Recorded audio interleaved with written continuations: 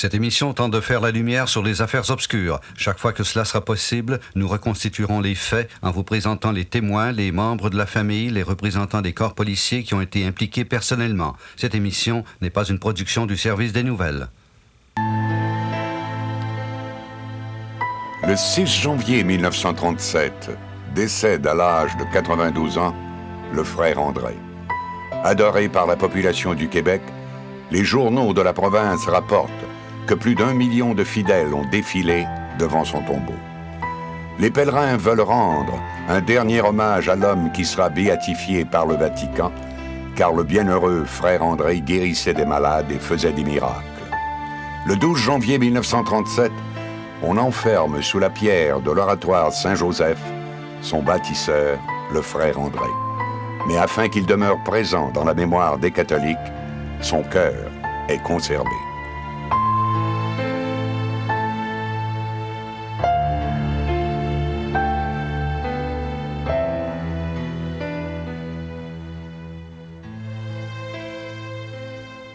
Ainsi, l'archevêché de Montréal décidait de renouer avec une tradition européenne qui consistait à conserver tous les cœurs des rois et des bienfaiteurs de l'Église.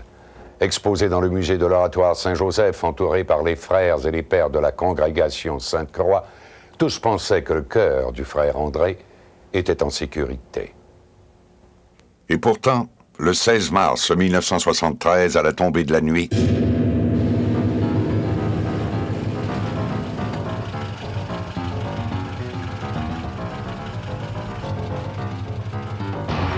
quelques indices nous permettent de croire qu'il n'était que 3 cambrioleurs afin de réussir ce coup audacieux. La seule évidence, ce n'étaient pas des amateurs, car pour pénétrer dans l'enceinte même de l'oratoire Saint-Joseph sans se faire remarquer, il fallait des professionnels.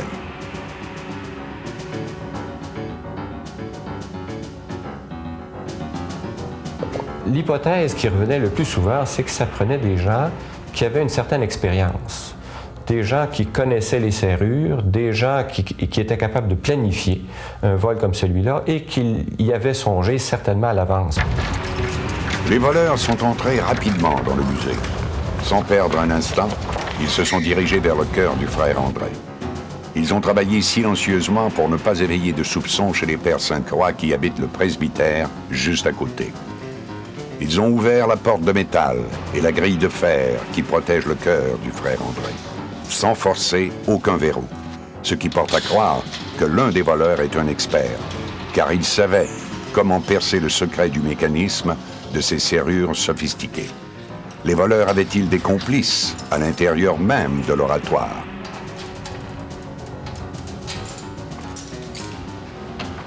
Pour s'approcher de la relique du frère André, il fallait 5 clés différentes.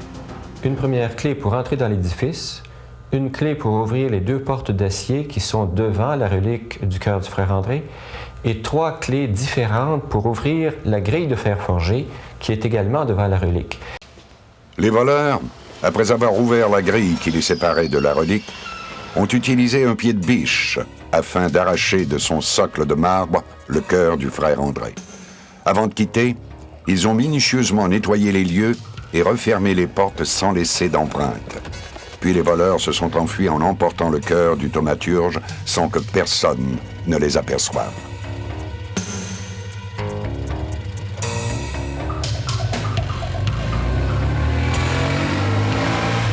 L'oratoire est quand même assez bien surveillé, puisqu'il y a des personnes que nous connaissons bien qui vivent tout près de l'oratoire, soit en haut de la côte, soit en bas. Et aucune de ces personnes n'a signalé la présence de personnes suspectes durant la nuit. Mais qui donc a volé le cœur du frère André? Et pourquoi? Que voulait-on faire de cette relique si importante aux Québécois? 24 heures après le vol, les premiers indices apparaissent. Le matin du 17 mars, un homme téléphone à Jacques Beauchamp au Journal de Montréal. Il exige une rançon de 50 000 $. M. Beauchamp demande à la journaliste Denise Monté de suivre le dossier. Et il insiste. Ceux qui demandent une rançon pour restituer le cœur du frère André ne sont pas des étrangers. Oui, allô? Jacques? Jacques Beauchamp nous a dit que les voleurs avaient un accent très, très québécois, dans le sens de québécois populaire. C'était en définitive des francophones. Ça, il semble qu'il n'y a pas de doute là-dessus. Était-ce un canular? Car n'importe qui aurait pu prétendre avoir volé le cœur du frère André, puis exiger une rançon. Mais astucieux, l'homme qui a téléphoné au journal a une preuve. Il précise qu'il a laissé dans une voiture un colis qui prouve qu'il a bien commis le vol. Denise Monté et André Viaud sont allés recueillir la preuve, un film. Alors on s'est dépêché. On a pris le sac en toute vitesse. On n'a pas traîné là. Et puis, on est revenu aussitôt au journal, mais vraiment, on sentait des yeux derrière notre dos. Sur le film développé apparaît alors le cœur du frère André. Ces clichés sont donc une preuve que ce sont bien les hommes qui demandent la rançon qui ont fait le vol. Mais sur les photos, des particules en suspens apparaissent distinctivement et seulement les voleurs, en déplaçant le cœur de son socle, ont pu activer ces particules. Les autorités de l'Oratoire n'ont jamais vraiment cru à cette histoire de rançon car les voleurs ne sont jamais entrés en contact avec eux. De plus, le père Lafrenière est certain que les voleurs ne sont pas des Québécois. Selon lui, jamais des voleurs québécois auraient pu imaginer récolter 50 000 $ pour une simple relique.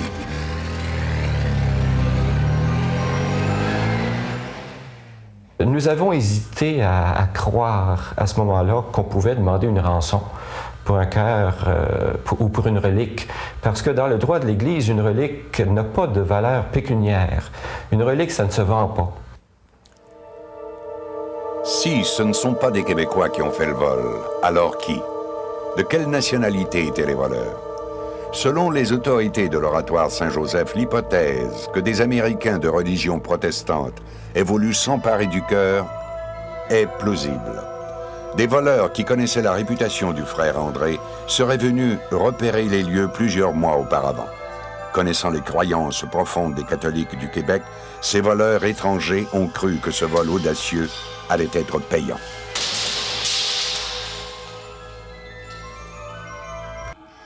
Le frère André avait enflammé la foi des milliers de fidèles. Est-ce possible qu'un fanatique du célèbre thaumaturge ait voulu s'emparer du cœur, croyant ainsi posséder les pouvoirs de guérison miraculeuse du bon frère? Ou est-ce qu'un collectionneur d'objets de piété a commandé ce vol? Dans cette perspective, toutes les hypothèses sont à explorer. Même les frères et les pères travaillant à l'Oratoire ont été soupçonnés. Mais cette hypothèse valable au départ, parce qu'ils étaient les seuls à connaître le système de sécurité, a été exclue.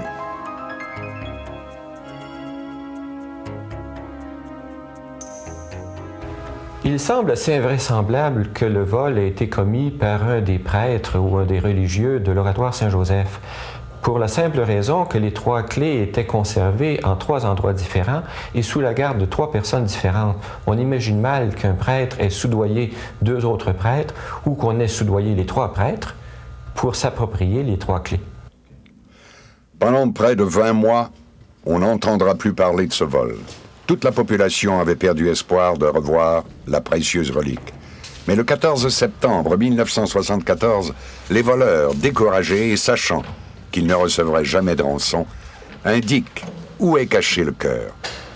En récupérant la relique, dans un sous-sol d'un édifice de Montréal, les enquêteurs n'ont trouvé aucun indice permettant de découvrir les voleurs. La plupart des hypothèses apparaissaient comme bizarres ou étranges. On se demandait, mais qui est-ce qui aurait bien voulu posséder le cœur du frère André? Cependant, je crois que le public, en général, qui aime le frère André, est déjà satisfait de voir que le cœur est revenu à sa place.